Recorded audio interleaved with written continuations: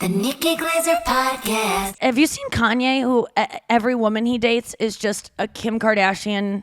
Yeah, replica. It's like that Eminem video where he has all of the, hi, my name is, like all those. It's that for her. He literally is just finding girls that look like Kim with less of strong opinions. We both watched, I watched half of the Kanye doc. Have you watched the Kanye doc on Netflix, Noah? Oh, I didn't even know there was you saw the Ye? available. Yeah, it's called, it's the worst name. It's called Genius. Geenyuh. Genius. Like genius. Yikes. And it's not a good name. Sorry. I thought there's an S at the end there. No, it's YUH. I'm almost positive. Oh. It should have an S. Because Genius has an S. I know. I don't know. It's Genius. Maybe that is Genius. It's all about Kanye when he first started. I don't know why this. Here's my thing. It's the best documentary on earth. If you guys have seen it, the guy who's the narrator talks like this. The whole movie, he's talking like this. Kind of a Morgan Freeman vibe. Sometimes Kanye, I believed in him, and then he didn't. Like that is a spot on impression. No, by it's the way. very good. When you sent it to me, I was like, that is I was Cootie. like, Cootie. He was like stand-up comedian who started this. He had a funny bit in the show. Did you see it? Yeah. Yeah. He had a cable access, show in Chicago, and he started following around all these rappers in Chicago. He started noticing that Kanye was like this up and coming, like really like a phenom. But I didn't realize. I don't know the history of Kanye or R&B or rap or really anything. I mean, European Soccer. War, Okay. anything. I don't know anything. Okay, yeah. Any dynasties in China. I'm bad. I literally looked up the difference between NATO and EU because I know that Ukraine got in the EU. And I'm like, is that NATO? Is that a different word for NATO? Is it? Do you know, Andrew? It's not. Do NATO. Do you want to know the difference between NATO and EU? Well, I can't tell you because I read about it, but it didn't stick. Just like football rules, baby. I can tell you how Kanye. I'll tell you everything about Kanye. Oh, we should go toe to toe on what we both got from that Kanye documentary, and who knows more. Let's go right now. Because I bet you were ticking and talking all the night through. No, I wasn't. Not that one. Because I watch it on my fucking phone. Oh, okay. Well, maybe a TikTok up on your old desktop. Well, I did learn that you could watch HBO Max while looking at Instagram last night. Oh, I know. You can put it up in the corner. That's amazing. That's a nice little feature that they have. So now their numbers can be, even though they don't release their ratings. HBO? Streaming services. Here's the thing. Kanye, that documentary, no one filmed themselves so much before making it than him. You know what I mean? Like, he had this guy follow him. It's like me being followed. Remember there was that comedian Lev? He did a documentary of himself when he was like 20, and everyone made fun of him. Yeah. But if he was Kanye and that talented, he would have been a genius for doing that. I have to say, though, Kanye was having a documentary follow him, but he did produce... The Blueprint. Yeah. 6 songs. He produced... Want to keep going? Well, he produced like H to the Izza, like whatever. Izza? Izzo. Yeah. Do you know what Hova is? Do you know where that came from? Yeah, NATO. I'm always like, why does Jay-Z call himself Hova? What does that even mean? I know Hova as the HOV lane is like the carpool lane. Is the It's those shoes. Do you know what Hova is? I looked it up because I was like, I need to understand this. I know he goes like this. I can't. Well, Hova is he got Jehovah. Oh. And so he took Hova off of Jehovah, which is like a biblical name that he Maybe he's like a witness to things.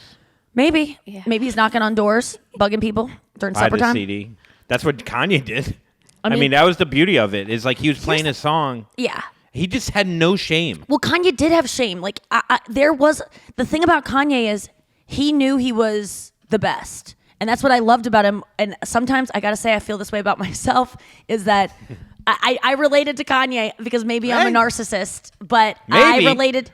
No, I'm not like, but I feel like, hey. You know what he said in the thing? He said, the difference between me and I think, there's many better comedy writers than, like, most better, like, I'm pretty good, but, like, I'm not the best comedy writer by a stretch. And Kanye would definitely say he's the best. So I'm not doing Kanye thing, but I related to when he said, he was releasing his own rap album, and he had only produced up until that point, and no one was taking him seriously because they just saw him as a producer, a really good producer that would make amazing beats, and he would sell beats to people. So the biggest rappers in the world would just go to him and go, let me see what you got. And he would literally pull up in his car and like play them the beats, and they'd go, great. And he would like hand them a CD, and it's like $500 or whatever. 500, like 50 grand.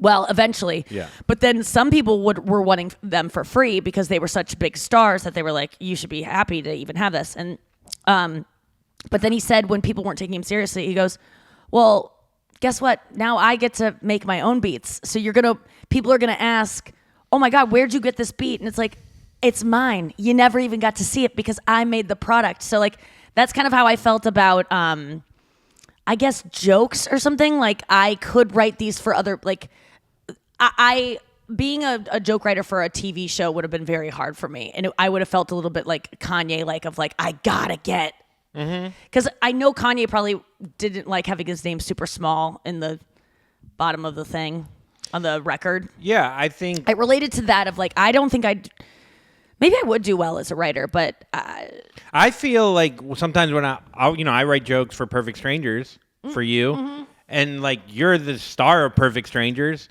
there are times where I'm like, I could host something. You know what I mean? In my brain. But then I go, that could come in due time too, but I could also do this at the time where I'm making good money and it's like I could think past my ego. Well, you can think, instead of being like, I want that now, it's like I aspire to that. Because I used to be behind the scenes of things and write for other people and be on people's shows and be like, I was the same way. Like, I'm happy to be here. It'd be cool to do this someday. I don't know that I'm necessarily ready, but I'm learning a lot. I think I'm learning a shit ton through this stuff. Yeah, like, I coached some Perfect Strangers hosts the other day. Yeah, also, that was like, cool to see. Sorry, not having watched the documentary, I also think that like everything is a process, and maybe if Kanye didn't see his music played, like by someone else, and like being like, okay, well, I want to do this for me. Maybe it wouldn't have pushed him to become what he is today.